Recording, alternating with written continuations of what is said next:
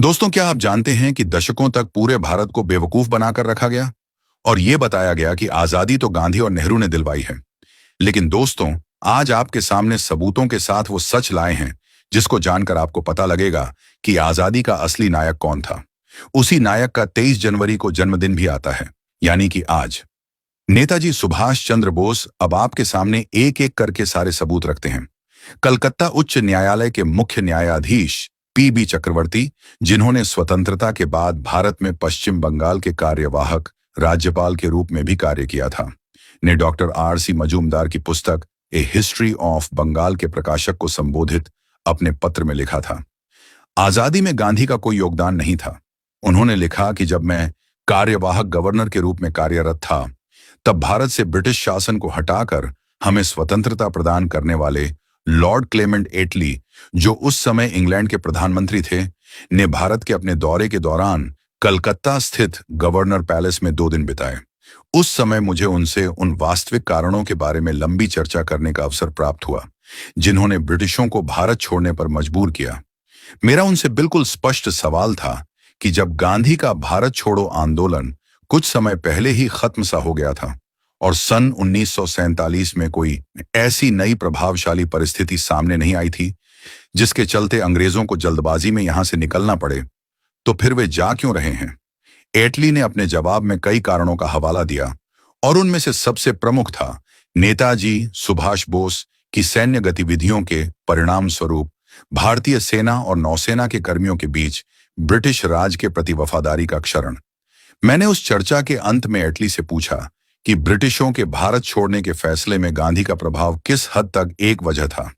इस सवाल को सुनते ही एटली के होंठ व्यंग्यात्मक मुस्कान में घूम गए और उन्होंने बहुत धीरे से एक शब्द कहा, न के बराबर।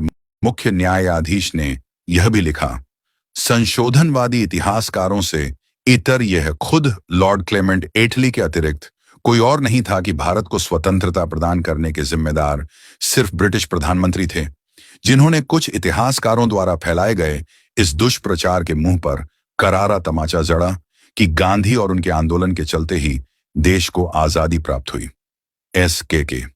नैयर एक वरिष्ठ नागरिक सेवा अधिकारी आईसीएस थे। वे गृह मंत्रालय में सरदार वल्लभ भाई पटेल के दाहिने हाथ माने जाते थे। रियासतों के विलय और भारत को एक सूत्र में पिरोने के दौरान उन्होंने पर्दे के पीछे रहकर बहुत काम किया। एस.के.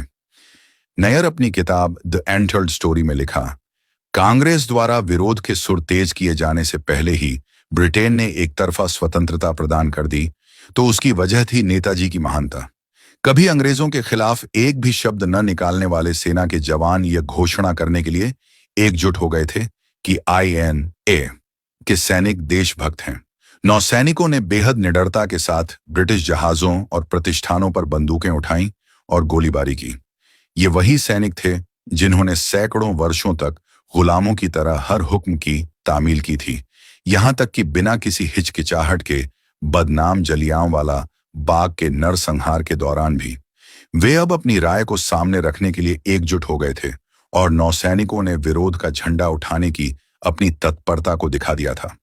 इटली और अन्यों को शायद इस बात का अंदाजा हो गया था कि भारतीयों का शिकार करने के लिए अब भारतीय सैनिक उपलब्ध नहीं होंगे। हो सकता है कि इस बात ने उन्हें सम्मान और स्वाभिमान के साथ चले जाने को प्रेरित किया हो। ब्रिटिश इतिहासकार माइकल एडवर्ड्स ने लिखा, अंग्रेज सरकार पर धीरे धीरे यह बात स्पष्ट हो गई कि भारतीय सेना, जो ब्रिटिश शासन की रीढ़ थी, अब जरा भी भरोसेमंद नहीं रह गई है।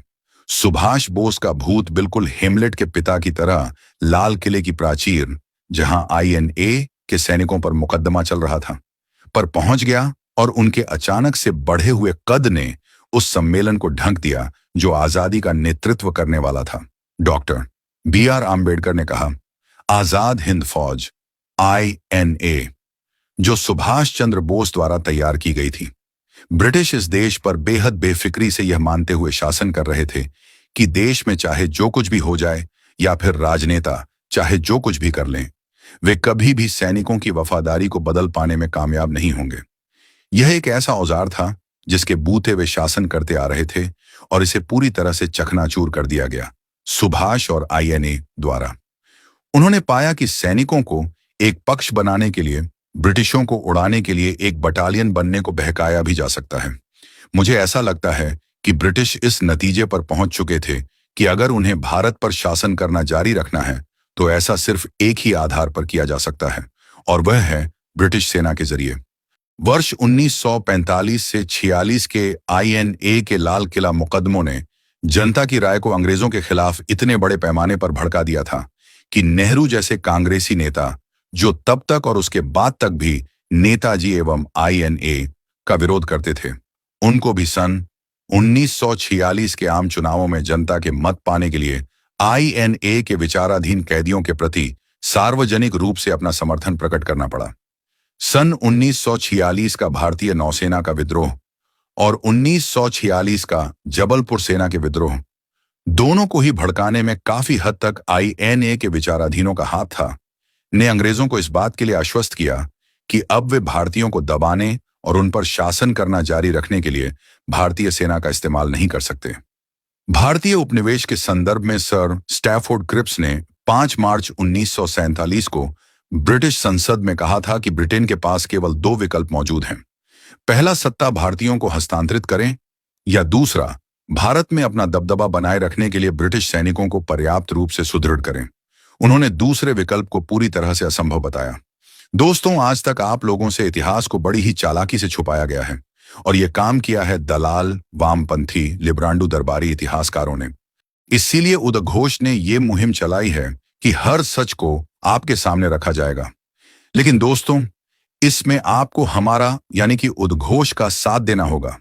आपको हर भारतवासी तक यह सच पहुंचाने में हमारी मदद करनी होगी। आप हमारी वीडियो को पूरे भारत में शेयर करके हर भारतवासी तक पहुंचाइए। YouTube पर जाकर आप उद्घोष चैनल को सब्सक्राइब कीजिए, ताकि हर जगह हम हर भारतीय को सच्चाई बता सकें। क्योंकि YouTube पर ज्यादा लोगों तक नहीं पहुंच रही, इसलिए आप YouTube पर भी आइए और चैनल को सब्सक्राइब कीजिए। जय हिंद, भारत माता की जय।